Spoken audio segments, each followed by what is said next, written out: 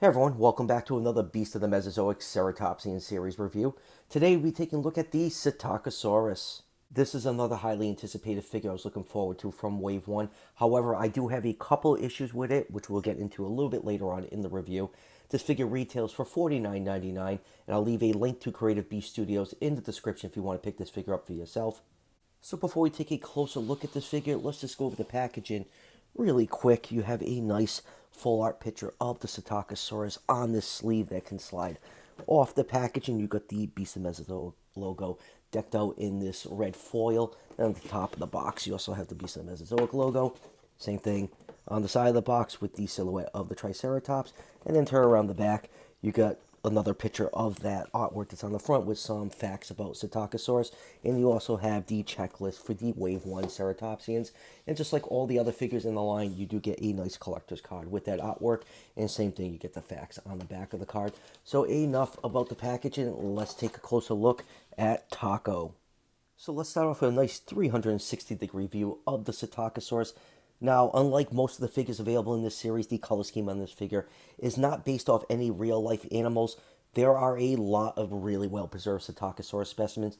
There is one particular specimen that was preserved so well, paleontologists were able to tell what color this dinosaur is, which is extremely rare. It was discovered that this animal had a counter-shaded pattern to help it blend in with its environment from predators. You can see the color scheme on this figure is this rusty orange color.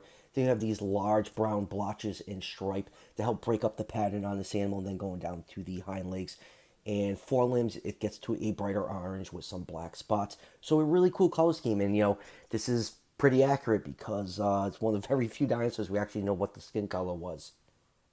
So let's just do a couple quick measurements. This figure is 12 inches long from the tip of the beak to the tip of the tail and just about 5 inches tall. So Psittacosaurus in real life was about 6 to 6.5 feet long. So that puts the scale in that 1/6 scale range. Now I know a majority of the Ceratopsian line is scaled in 1/18 scale. Only the Psittacosaurus and Protoceratops are in that 1/6 scale. That is because they are meant to scale with the Raptor series. But David is making 1/18 scale Protoceratops and Psittacosaurus figures for the line, so it's going to be great for those of us that want these smaller Ceratopsians to be in scale with the rest of the line. Now this figure does come with a base. It initially was not going to come with a base when David sculpted the prototype. He intended this figure to stand on two legs without the need of a base, which it had no problem doing. But once this figure went into production, the production figures just had problems standing on two legs. So at the last minute, David decided to reuse one of the Raptor series bases, and it's included with your figure. It's either come in a little plastic bag taped on the side of the box, or it'll be kicking around somewhere in the shipping box like mine was. Now, for me personally, the base that came with my Psittacosaurus is really not that great. The little ball joint where the clear rod goes into the base was incredibly loose on mine. As soon as I put the figure on it, it would pop it out. So my quick fix was I jammed some poster tack in there to tighten up this connection point, and it's working really well. I get some nice movement back and forth, and it's not going to pop out anymore. If you're having this problem with your base, just coat this ball joint with some either like some clear nail polish or a couple coats of super glue just to add some density to it, and it should be able to stick into that base no problem. Now, I'm not a huge fan of these Raptor series bases. I think they're okay. They're a little bit fiddly with these bipedal figures. You just have to get them just right. But once you have that ball joint tightened up, this Psittacosaurus does stay on the base pretty stable. All right, let's zoom in and take a look at some of the finer details on this figure, starting with this gorgeous head sculpt. That is a really nice looking Psittacosaurus head. The main coloration on the head is that dark brown color. You have a little bit of cream and orange stripe along the side to break up that pattern. Then on top of the head, you have some of that rusty brown coloration. You have a lot of nice, beautifully sculpted scales all over the head and actually all over the body for that matter. The beak is painted a tan color, and there's a little bit of a wash over there to bring out that beak detail. You can see from the front, the spikes along the cheek of the Psittacosaurus are very prominent. They're painted in that dark brown coloration. And then going down to the neck, you can see a little bit of yellow mixed in with that rusty orange and dark brown. Then going to his shoulders, you have some large osteoderms decked out in brown paint. And then going down to the forelimbs get a little bit brighter orange. You have some black spots on there. Then the hand claws are painted with black paint, and then the other side of the claws are painted in this off-white color. Same thing for the underside of the body, because some really nice scale variation along the belly, and it's all decked out in that off-white color to about the midpoint of the tail. And then going down to the body, you can see some more beautiful scale detail, more of that dark brown and orange pattern. Now, this is one of the problems I have with this figure. When you have the torso in its neutral position, the pattern doesn't really line up what's on this joint and this joint right here, and it's kind of off-putting. It's a little bit worse on the other side. It just doesn't match up. You have to twist the joint to get that to line up, but then when you look at the back, it breaks up the stripe along the back, and the same thing on the other side. They just don't line up for whatever reason. I don't know if that's a factory issue. I just kind of wish why the body was in that neutral position, these patterns would line up. It just really breaks up the awesome paint job on this figure, so that's a little disappointing to see. And then going down to the hind legs, you can see the hind legs are very well sculpted. The toe claws are painted with black paint, just like the hand claws, and they have some more black paint along the top of the toes. And then going down to the tail, you can see some more beautiful scale detail, more of that dark brown with a little bit more orange mixed in there. And then you have this nice row of quills that's made out of this very soft and flexible plastic, so you don't have to worry about these breaking. But all in all, a really, really nice looking paint scheme. Another problem I have with this paint scheme, for some reason, this Psittacosaurus figure, the paint scuffs up really easily on this figure, especially when you're getting to the articulation. You can already see some paint rubs right here, and then when I open up the mouth, you can see some paint rubs right here. And I'm not having that problem on my other figures, so it's kind of disappointing that this Psittacosaurus, because of some of the joints being so tight, that the paint is rubbing off on this figure.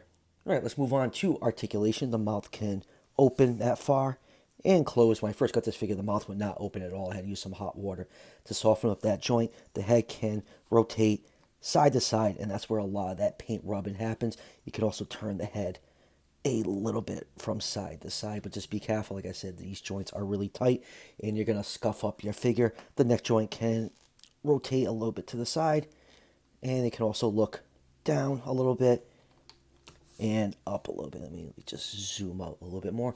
Getting down to the forelimbs, they can move forwards, they can move backwards. They are on a hinge to allow the hands to swing out. You have a rotational joint at the elbow and also a hinge. And then going down to the wrist can move in like that, and they can move out pretty far. And same thing, you have a joint on the fingers, so you can have your Psittacosaurus doing its jazz hands. And then going down to the midpoint of the body, you do have a rotation at the middle of the torso. You can get a little bit of twisting and turning. Just be careful of the paint. And then the legs are on a little bit of a pivot, which will help with a little bit with posing and stability on that base. And then the leg can go backwards and it can go forwards pretty far. You can see this way that joint is cut. Those legs swing out pretty far, so that is pretty cool. A lot different than the hind legs on the regular Ceratopsians in this line. And then the knee joint can go out that far and back a little bit. I kind of wish there was like a little cut right here on the upper thigh to allow this calf muscle to go in a little bit more, just to get the back legs to just articulate a little further, so you can pose this figure on his hind legs without it looking so awkward. I just wish I could just got a little bit more motion in there. And then going down to the ankles, they can rotate 360 degrees. They can extend that far. Same thing with the feet. They can rotate 360 degrees, and you have a little bit of tiltage on that ankle joint.